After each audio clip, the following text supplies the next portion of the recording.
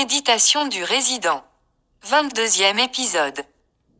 Influencé par une situation provocante, notre résident se montrait assez calme, faisant ainsi semblant d'assurer sa famille qu'il n'est pas follement perdu devant un fait qu'il doit gérer prudemment et consciemment. Mais au fond de lui-même, une envahissante mélancolie le trompait déjà dans un bain glacial. Il reconnaît que cette maladie périlleuse compte l'induire en erreur sans qu'il le veuille. Après de longues réflexions, notre ami décide d'agir autrement. Il ne va pas attendre Jarry qui a l'habitude depuis l'apparition de cette épidémie de rentrer tard chaque soir pour recevoir l'autorisation de circuler. Malgré qu'il est dans une enceinte regroupant ses proches, et parmi une communauté oublali, très soudée dans de pareilles circonstances, il préférait garder le silence et ne prévenait personne, qu'il est dans le besoin à d'autres aliments de première nécessité, thé et sucre. Le respect de soi, et sa dignité, ne lui permettent pas de révéler ses secrets personnels. Donc, une action aventurière planifiée va être mise en exécution. Il est de son devoir de se débrouiller, de chercher des solutions. L'obligation de courir le risque s'impose et propulse en lui un engouement impulsif d'aller au-delà des limites, ce qui veut dire que notre ami s'apprête à commettre un acte pouvant le sanctionner d'une peine passible d'une amende ou d'une incarcération. L'idée géniale qui lui est venue à l'esprit est de contacter Mohandoul Mahati, Baba Guéry, notre intime ami d'enfance qui réside l'autre côté de la rive de l'Oued Sebou pour lui demander d'aller au village d'Aïtsaden, Tabouda, lui faire les achats des aliments de base cités dessus, sucre et thé, et venir le joindre aux abords de l'Oued. De l'autre bout du fil, Baba Guéry répondit comme à l'accoutumée d'un ton comique, suivi des rires fanfarons, et interminables, que le fleuve est pour l'instant en montée et personne ne pourrait le traverser, et avant de terminer la conversation, il lui fait rappeler en amazigh la célèbre chanson d'antan, Bini Berdan, Iamel Wassif. Notre résident décroche son téléphone, s'assoit et reste cloué au sol pendant tout un long moment. Il contemplait d'un regard limpide le magnifique et extraordinaire paysage verdoyant de notre Douar. De retour à la maison, il vit de loin une silhouette d'un homme qui lui est familière. Tout en s'approchant, sa femme toute souriante venait à sa rencontre et l'informa que son père est de visite chez eux et qu'il a apporté tout ce qu'il faut comme denrées alimentaires. Fou de joie, il leva sa tête en haut, remercia le Tout-Puissant, puis s'agenouilla à terre, et se prosterna longuement au miséricordieux. Commentaire. Elousen Soualine. Heureusement pour notre cher résident, pour avoir l'idée de penser à une telle initiative, elle peut être qualifiée d'aventurière mais c'est l'une des solutions plausibles dans de telles circonstances. C'est le recours à la technique de « sortie du cadre ».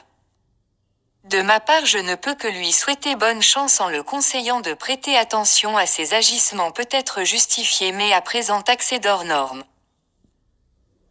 À titre de soutien fraternel, je propose 2 photos lui permettant de reconnaître les caractéristiques de notre cher ami intime, Baba Guéry, en guise de rappel de son séjour à Ayet Blal au début des années 60 du siècle dernier, en compagnie de 2 amis du même Douar Ayet Blal à la classe CM1 à Ayet Ouahi.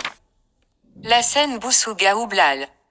Merci infiniment d'avoir affiché ces photos très appréciables, compte tenu d'une présence d'amis d'enfance y figurant, et pour lesquels je nourris beaucoup d'estime et de respect.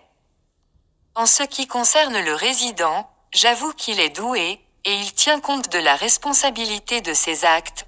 Il a pensé tout d'abord à contacter son compagnon d'enfance par téléphone avant de sortir de sa localité, de peur qu'il soit aperçu par quelqu'un qui pourrait le dénoncer aux autorités. Il vit aisément son confinement dans un vaste espace naturel magique, attendant paisiblement le retour de Jarry, qui dans quelques heures viendrait lui remettre la fameuse autorisation lui permettant de circuler librement. Mohamed Choukrani Baji. Au fil des épisodes, suivis avec attention d'ailleurs de notre résident, alimente nos discussions diurnes et nocturnes avec un mélange d'émotions. Aussi son déplacement préparé en catimini à Beni Saden, en y présager de ramener de précieuses denrées alimentaires qui lui feront oublier la maudite nuit de Tagine, dont la vue lui a soulevé le cœur. Aussitôt retentissent les cris d'allégresse dans la cour de la maison, la femme du résident a du mal à voir son mari arriver, ses yeux pleins de perplexité, de sa voix tonitruante qui domine la cour, Iba Shidad, elle s'enfuit en courant, les dents avec des bras chargés de paniers et pièces d'étoffe ornées de couleurs et plein de bonnes choses qui vont améliorer certainement leur ordinaire. Il s'agit d'une visite inopinée du gendre du résident père de l'épouse du résident, l'épouse a été tellement surprise n'arrive à croire ses yeux, et à discerner la silhouette de son père. Quel miracle pour les forçats de cet odieux virus. Mohamedou Saïd.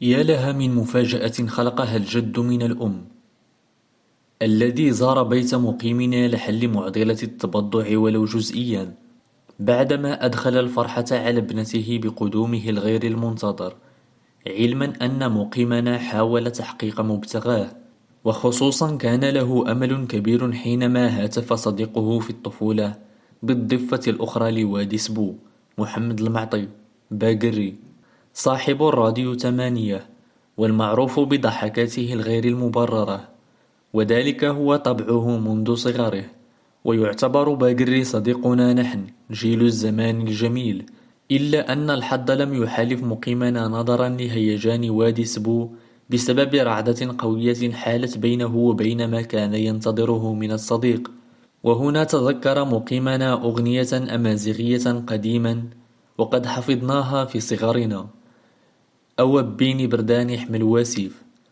وقد رجع صاحبنا يغنيها في طريقه إلى بيته وهو خاوي الوفاض لكن مقيمنا لا بد له من رخصة التنقل ليبتاع مستلزماته كلها وخصوصا تلك التي لم يستطع الجد جلبها. La scène Boussouga Oublal. La surprenante visite de courtoisie entamée par le gendre a soulagé notre résident qui s'est réjoui et réconforté par ce don envoyé d'Allah, le miséricordieux au moment opportun. Très satisfait, sa bouche ne cessait de murmurer « L'Hamdoullah » ou « Ashoukrou-Lillah ».